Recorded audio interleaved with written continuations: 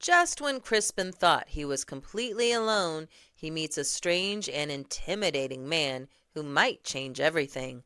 But is this towering figure a threat or the key to his survival? As Crispin is pulled into a new and uncertain alliance, the dangers around him only grow.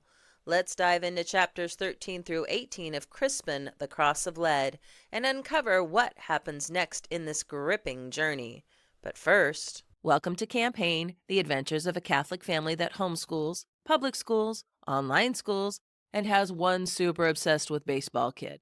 Currently, I, Tia Hain, am a classical conversations challenge aid director. A lot of this podcast is related to that for now. I upload a new podcast every Friday, other videos on YouTube as well, and I also post videos about math, mostly algebra because that's what I'm tutoring right now, and our life. We love our adventures, so come along for the ride and click subscribe or follow if you are a homeschooler or are thinking about homeschooling, or even if this content just interests you. There, I've said the things. Now let's move on into the content. Welcome back. We are moving on with the story of Crispin, the Cross of Lead, and summarizing the chapters.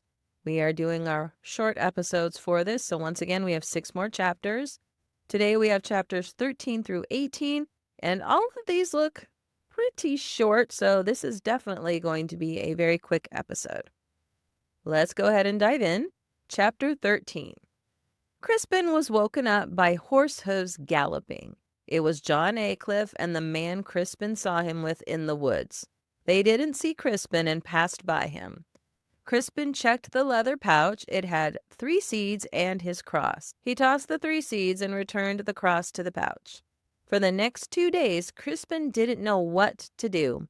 He couldn't go back to Stromford, but he was afraid of going to any town or city. So he wandered aimlessly through the forest. On the 2nd day, he saw the bailiff ahead. It reminded him that his mission was to get far from Stromford, so he got back on the road. By the end of the day, Crispin was so worn that he prayed to Jesus to take him. That is the end of chapter 13. On to chapter 14. When Crispin woke up the 3rd morning, he was surrounded by fog, even blocking out the sun. As Crispin traveled the road, he saw a man hanging from a gallows. He was dead. He had been dead for a while and was rather gross. Crispin knelt and prayed and thought maybe he was dead and he was at the gates of hell. Thinking of this, he realized he really wanted to live. Crispin found himself at a crossroads, literally, and asked God which path to take. He took the one that had misty sunlight on it, which went west.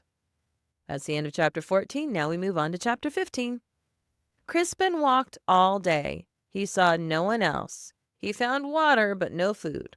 The afternoon of the following day, he came to a small village. There were no people or animals anywhere, though. And as he got into the village, he realized that it lay in ruin. Roofs collapsed, carts broken, walls fallen.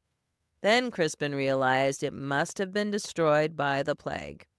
Mustering up his courage, Crispin entered a cottage in search of food. What he saw was a skeleton, and all his courage left him. He ran almost out of the village, but then he heard a voice singing. That is the end of chapter 15. Now we move on to chapter 16. The voice startled Crispin, so he stopped. He realized the voice came from the church. Crispin grasped his cross and went closer. Then he heard a drum along with the singing. He peeked in and saw a man that looked the opposite of a skeleton. He was large with thick arms and legs and a big belly. He had a hat that had a point, but it was actually split into 2 points, and each point had a bell on the end. It had flaps that went down the sides of his face and tied below his chin. He had a big bushy red beard, bushy red eyebrows, and a big nose. He had on a black tunic and pants with one leg red and one leg blue. Then he also had on long leather boots with pointy tips. It sounds like he looked like a court jester to me, but it doesn't technically mention that in the book. He also had a dagger at his side and a bag on the floor. His eyes were closed as he sang and beat his drum. When he opened them, He asked Crispin where he was from. Crispin pointed to where he came from. When the big man asked where Crispin was going, he said to meet his father. After more questions that were difficult for Crispin to answer confidently, the man asked if he was hungry.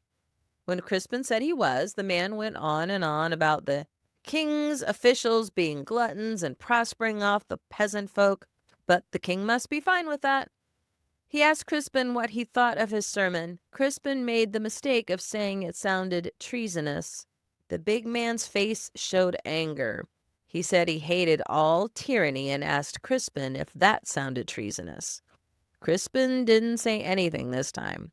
The man asked if he was hungry, and he brought out a big lump of bread from his sack. As Crispin reached for it, the man grabbed Crispin by the wrist. That is the end of chapter 16. Now we are moving on to chapter 17, and yes, you heard me say twice that he asked Crispin if he was hungry, and he did ask twice in chapter 16 if he was hungry. Crispin cried for him to let him go and that he only wanted bread. The man said, "Bread is never free." The man told Crispin he could tell that he was running away from his lawful place and to tell him where it was. Crispin told him he was going to town to save himself. The man pushed further, and Crispin told him he was declared a wolf's head. The man pressed more as to why. Crispin told him he was accused of theft by the steward of his area, but he didn't steal anything. The man asked about his father and mother, and Crispin told him they were both dead. The man dropped his grip on Crispin's wrist, but quickly moved between Crispin and the doorway. That's the end of chapter 17. Now we're on to chapter 18. The man told Crispin he was now his lord.